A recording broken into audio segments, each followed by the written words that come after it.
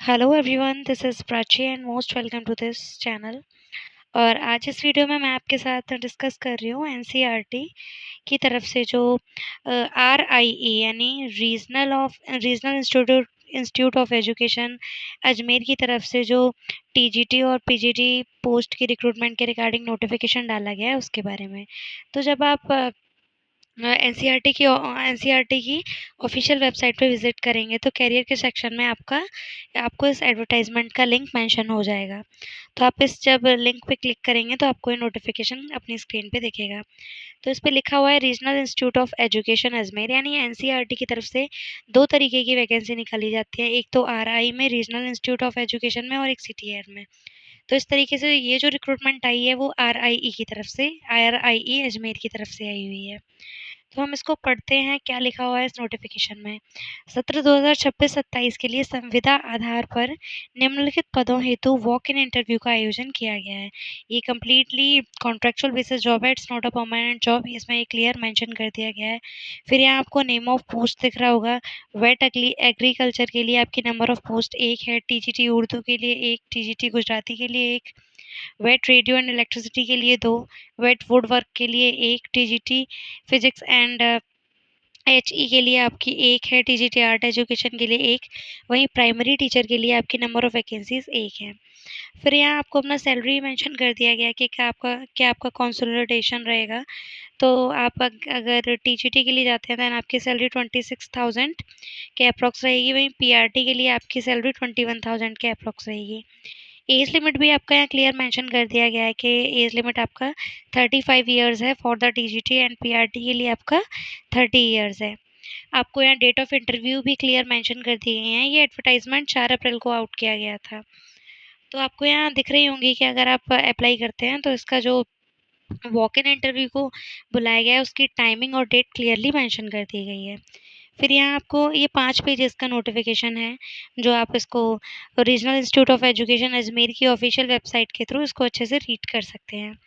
फिर यहाँ लिखा है the date for determination age experience qualification shall be as on the date of interview qualification for वेट agriculture. यहाँ आपको वेट एग्रीकल्चर के लिए अपना क्वालिफिकेशन मेंशन कर दिया गया है। इसमें इसेंशियल में आपका 4 years integrated degree course from NCTE recognised university with at least 50% mark in the concern subject, और वहीं आपको बताया गया बैचलर या honours degree from a recognised university with at least 50% marks in concern subject combination of subject and also in the aggregate. तो यहाँ आपका eligibility criteria mention कर दिया गया है वेट एग्रीकल्चर के रिगार्डिंग। वहीं आपका डिज़ायरेबल में बताया गया है कि आपका बीएड होना चाहिए विद 50%, इस तरीके से।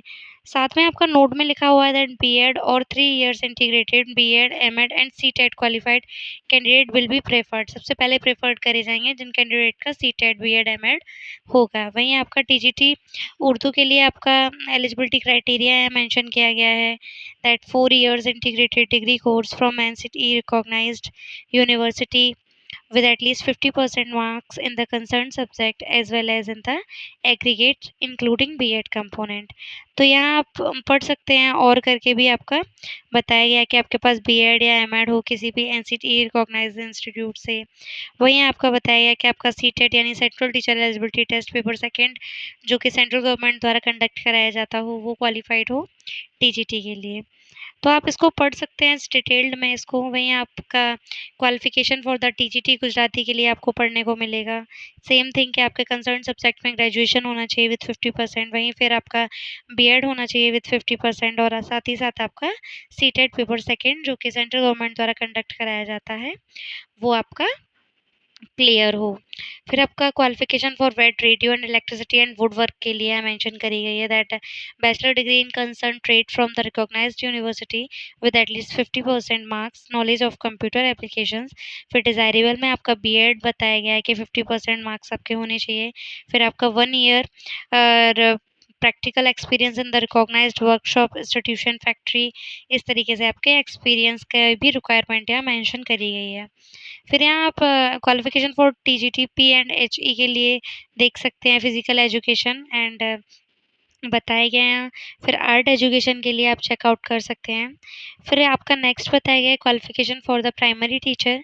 प्राइमरी टीचर में आपका पास आउट होने के लिए आपके पास 12th पास आउट होने चाहिए विथ 50%, साथ ही साथ आपका कोई भी एलिमेंट्री कोर्स लाइक बीएलएड या डीएलएड होना चाहिए विथ 50%, और वहीं आपका पेपर फर्स्ट क्लियर हो पीआरटी टीचर के लिए। तो इस तरीके से, और इम्पोर्टेंट जो भी एजुकेशनल क्वालिफिकेशन के रिगार्डिंग इन्फॉर्मेशन थी, मैंने आपको शेयर कर दी है। फिर यहाँ आपका फॉर्म फिलिंग प्रोसेस यहाँ बताया गया है कि आपको किस तरीके से अपना फॉर्म फिलिंग करना है। इसमें कम्प्लीटली ऑफलाइन बेसिस पे होना है, इसमें कोई भी ऑनलाइन प्रोसेस नहीं है। इसमें बताया गया है important instructions. Application form only in the prescribed format will be the considered. The number of posts mentioned above the tentative and the number of posts may be increase or decrease at any stage। ये बताया गया है कि किसी भी stage में post को increase और डिक्रीज कर दिया जा सकता है। फिर यहाँ आपको कैटेगरी की वाइज आपका कुछ डिस्कशन किया गया, that candidate who fulfil the above eligibility conditions may be attend the walk-in interview with their duly filled in the application form in the following format with a recent passport size photograph। यानी आपको जो भी important information देनी थी वो उसमें note down highlight करके लिख दी गई है। ये आपका एप्लीकेशन फॉर्म है जो कि इसके ऑफिशियल वेबसाइट पे पड़ा हुआ है, जिसे आप डाउनलोड करके इसको फिल करके सबमिट कर सकते हैं। तो जो भी इम्पोर्टेंट इन्फॉर्मेशन थी मैंने आपको बता दी है। और आप इस नोटिफिकेशन को एनसीईआरटी रीजनल की ऑफिशियल वेबसाइट पे जाके पढ़ सकते हैं।